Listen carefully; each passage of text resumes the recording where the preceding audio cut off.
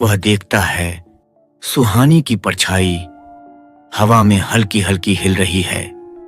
चेहरे पर दुहक और सवाल हैं। अर्जुन कहीं दिखाई नहीं देता, लेकिन उसकी उपस्थिति महसूस होती है। सुहानी, क्या तुम मुझे दिखा रही हो? क्या तुम कुछ कहना चाहती हो? परछाई धीरे धीरे पास आती है। रवि महसूस करता है कि वह केवल देखने और सुनने के लिए नहीं आई। वह चाहती है कि सच सामने आए।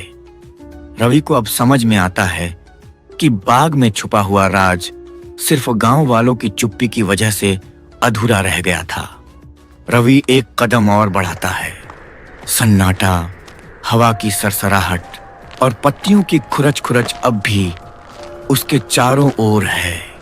वह जानता है अब उसका डर और साहस एक ही जगह टिके हैं। अगर सच सामने आएगा तो यह बाग और उसकी आत्माएं हमेशा के लिए बदल जाएंगी।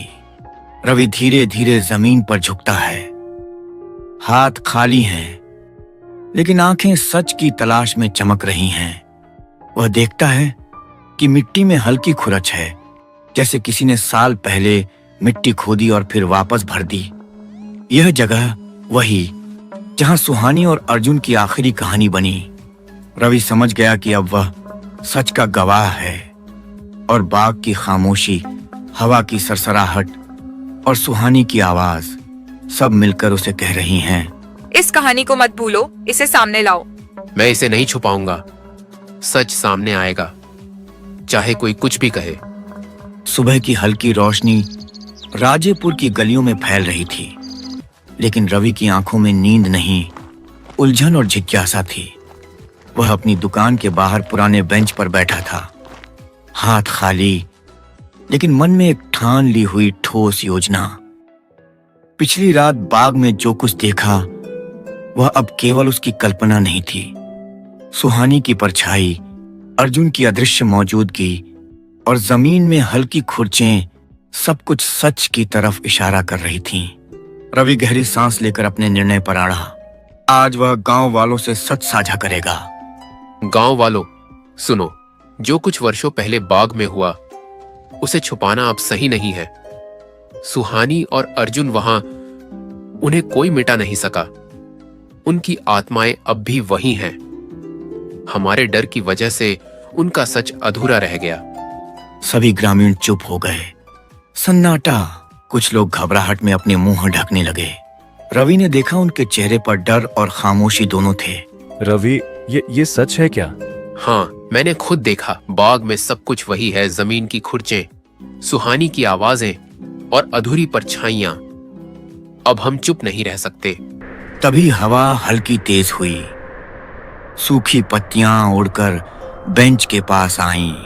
रवि महसूस कर रहा था कि सुहानी अब भी उसके पास है, जैसे वह गांव को चेतावनी दे रही हो, सच से मत भागो।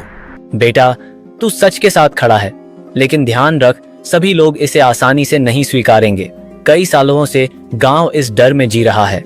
रवि ने उनके शब्द सुने, लेकिन पीछे नहीं हटा। वह जानता था सच बताना मुश्किल है, लेकिन अब इसे दबाना और भी खतरनाक होगा। चाचा, डर के चलते लोग हमेशा खुद को और दूसरों को चोट पहुंचाते हैं।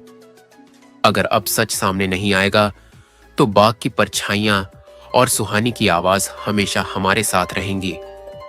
हमारे डर की वजह से उनका दर्द बढ़ेगा। ग्रामीण धीरे धीरे इकट्ठा होने लगे। सबकी नजरें रवि पर थीं।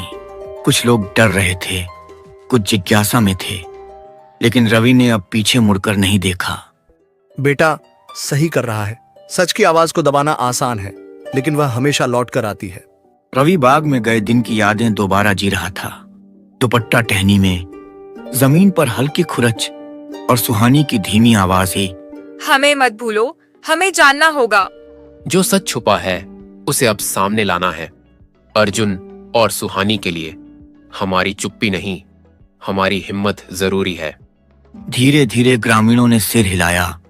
किसी ने शब्द नहीं कहा, लेकिन रवि समझ गया अब उनके मन में डर और स्वीकार्यता दोनों हैं। बाग और सुहानी की परछाइयां अब सिर्फ उसकी आंखों में नहीं, सबकी आंखों में झलकने लगी थीं। रवि अब जान चुका था सच सामने